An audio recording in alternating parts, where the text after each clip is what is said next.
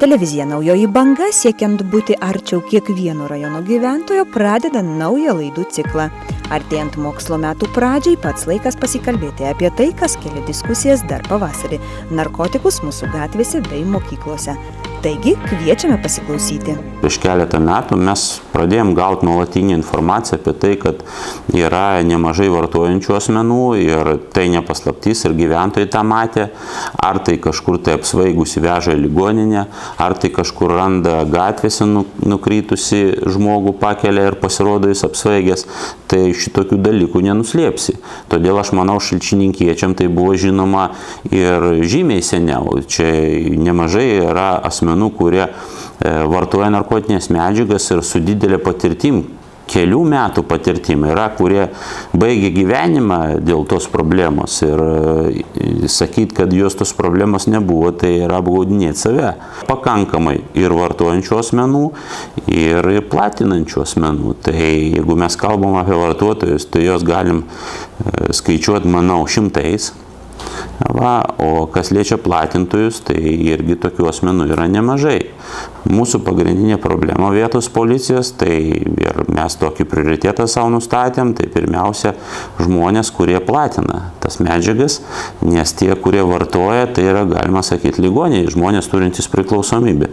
Todėl su jais labiau dirba medikai turėtų dirbti, institucijos kitos, visuomenė, tai yra bandyti juos pakreipti, įtakoti, o mūsų pagrindinis tai yra platintojai.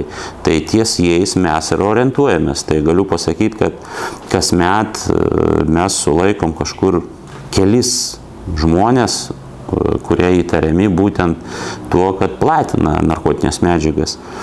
Jeigu šiek tiek paliesti plačiau tą temą, tai galima pasakyti, kad pagrindinės vietovės, bent jau fiksuojamas iki tol būdavo, tai Eišiškių miestelis, Baltosios Vokės miestelis, kur buvo kalbama apie tai, kad iš tikrųjų tarp tamsaus gymio asmenų ta problema yra ir tie žmonės ir kitiem pasiūlo ir patys svaiginasi ir buvo kalbama tik apie juos, bet kaip parodė vėlesni įvykiai, dėja taip nėra.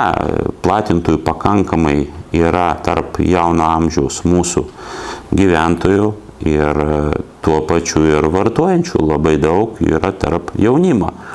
Tai visiškai nesusiję su tais žmonėm, kurie atvyksta iš Vilniaus, nors ir tokių yra. Ypač nuo to kenčia, kaip aš sakiau, Baltosios Vokės gyvenvietė, nors turim puikų seniūną, bendradarbiaujam, aktyvus labai žmogus, jis už tai, kad būtų jaunimas sveikas ir puoselėtų puikias tradicijas toje gyvenvietėje, tačiau mes matom, kad toje gyvenvietėje yra problemų, pirmiausia su Vilniečiais, kurie atvyksta iš sostinės, kurie atvažiuoja nusipirkti ir atvažiuoja pasiūlyti. Tas pats kalbama ir apie Eišiškių miestelį. Bet pastarųjų metų įvykiai rodo, kad ta problema išplito po visą rajoną. Ir šiandien dienai mes turim susitelkti ties tuo visi. Ir kurie mano, kad tai yra iš tikrųjų tik policijos problema, tie klysta, nes policija yra toks įrankis, jau sakyčiau, kaip chirurginis, kuris labiau jau skirtas reaguoti, užkardyti tos nusikalstamas veikas arba atskleisti, sulaikyti tuos asmenys, bet turi dalyvauti tame procese visi. Manyčiau, kad didesnis dėmesys turėtų būti ir iš kitų institucijų, tai turėtume bendradarbiauti su vietos savivalda, savivaldybės administracija.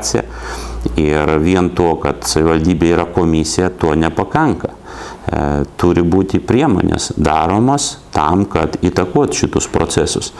Kokios tai būtų priemonės, tai čia yra fantazijos reikalas ir yra kitų valstybių patirtis, kitų Lietuvos rajonų patirtis ir šiuo atveju savivaldybė pirmiausia galėtų imtis tokių, sakykime, iniciatyvų, kas liečia prevencinį darbą, darbą su medikais, darbą su visuomenė ir pirmiausia tai siejama, pavyzdžiui, su tokiu dalyku kaip prevencinių programų ruošimas šviečiant visuomenę. Tai yra, pavyzdžiui, pas mus tokių puikių toksikologų, pavyzdžiui, kaip Robertas Badaras, kuris yra Lietuvoje pakankamai žinomas ir jis yra paruošęs visą aibę paskaitų, kurios kelia susidomėjimą ne tiek gyventojams, kiek jaunimui, būtent jaunimui, kurios labai sunku sudominti kažko, bet kada atvažiuoja toksai žmogus, kuris nėra teoretikas, bet praktikas, kuris ne vienam žmogui yra padėjęs išbristi iš tos problemas, jis padaro paskaitą, aš mačiau sėdinčius jaunuolius apstulbusius, kaip jiem įdomu klausyti, tai aišku, tokį žmogų pasikviesti, tokį paskaitų kursą padaryti, galbūt yra kitų žmonių, kurie galėtų tame padėti, pavyzdžiui, aktoriai, ten, pavyzdžiui, pramogų pasaulio atstovai, kurie iš tikrųjų, tarp jauno amžiaus žmonių turi autoritetą. Tai tokie žmonės tikrai daro teigiamą įtaką, kada jie bendrauja su visuomenė. Tai ta prasme, savivalda čia galėtų labiau prisidėti prie šito dalyko. Mes, aišku, galėtume duoti patarimų, bet tai, dar kartą sakau, tai yra visų mūsų problema ir visų mūsų yra uždavinys. Tas pats finansavimas, sakykime, testų pirkimas, narkotinių medžiagų nustatymui.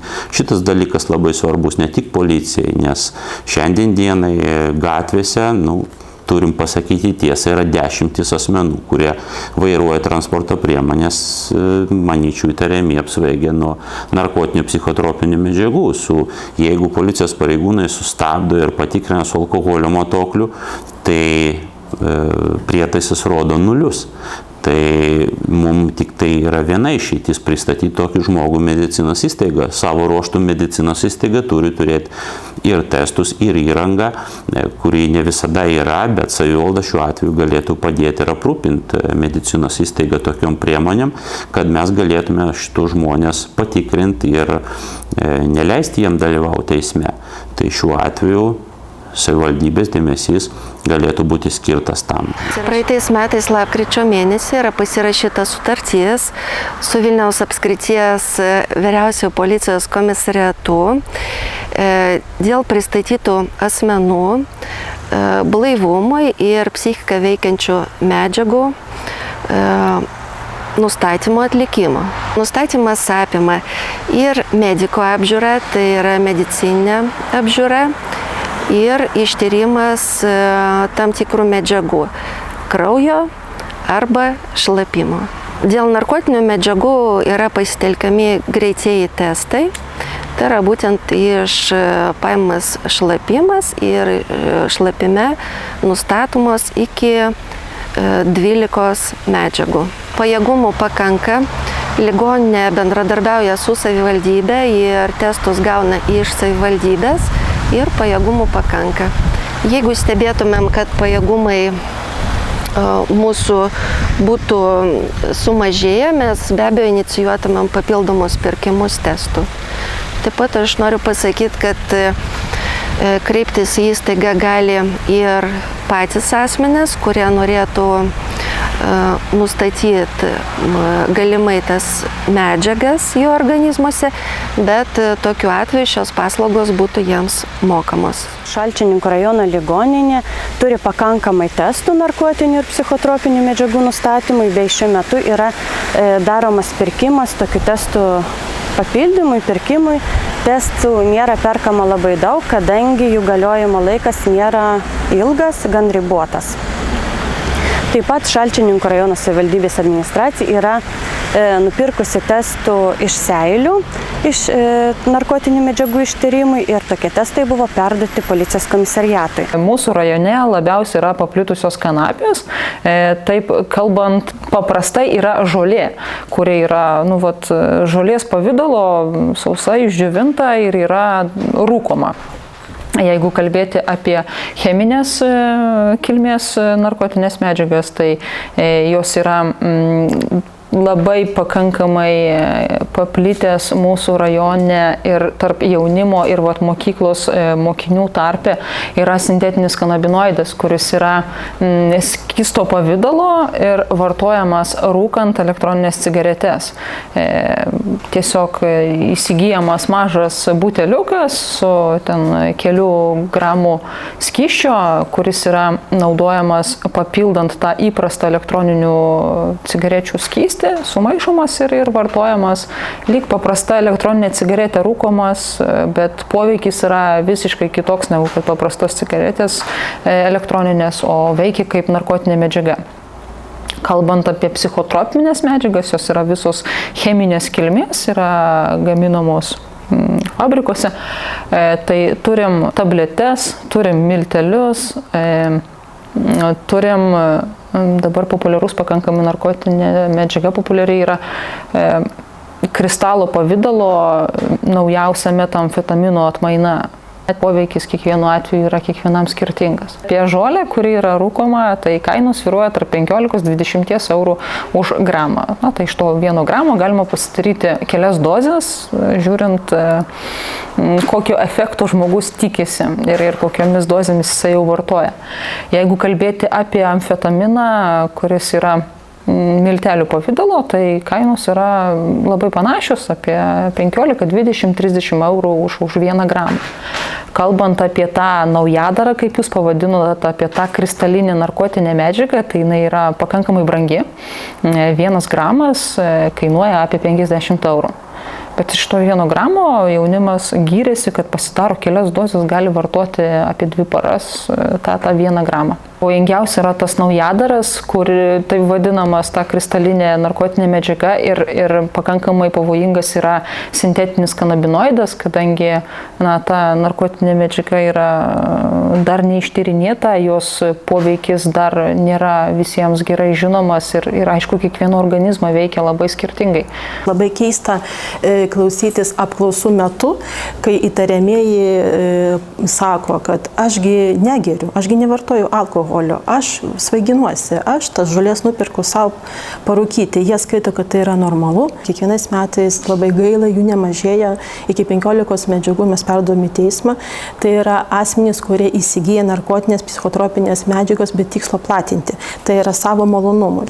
Įsigyja parūkyti, kad apsvaigtų galva ir kad jiems būtų malonu ir linksma, kaip jie aiškina. Bausmės irgi yra įvairios, priklausomai nuo pačio asmens, kuris įvykdė nusikalstamą veiką. Tai yra, jeigu tai dirbantis asmo ir turi lėšų pragyvenimui, tai aišku, prokurorai dažniausiai linkia skirti baudas. Baudos irgi yra įvairios. Paskutinė byla buvo atiduota ir gavau jau sprendimą, tai buvo 1500 yra skirta bauda. Jeigu tai nusikalsta visai jaunas vaikinukas, tik baigęs mokyklą, dar niekur nesimoko, nei dirba, tai aišku, lengviausia tai yra probacija, tai yra laisvės apribojimas, tai yra žymėtis probacijoje. Aišku, kada byla yra perduota su platinimu, mes įrodom, mes nustatom platintoją, mes įrodom platinimą, tai čia jau yra sunkus nusikaltimas ir bausmės yra labai griežtos, tai yra nuo 2 iki 8 metų, o jeigu buvo išplatinta didelis kiekis narkotinės medžiagos, tai yra jau nuo 8 iki 10 metų. Neseniai gavom sprendimą mūsų byloje, tai mūsų platintojas, Romų tautybės asmuo, gavo 8,5 metų laisvės atėmimo realios bausmės. Šiuo atveju kreipčiausi į tėvus ir prašyčiau jų budrumą ir pastabumą. Iš tikrųjų, ten nereikia jokių specialių žinių.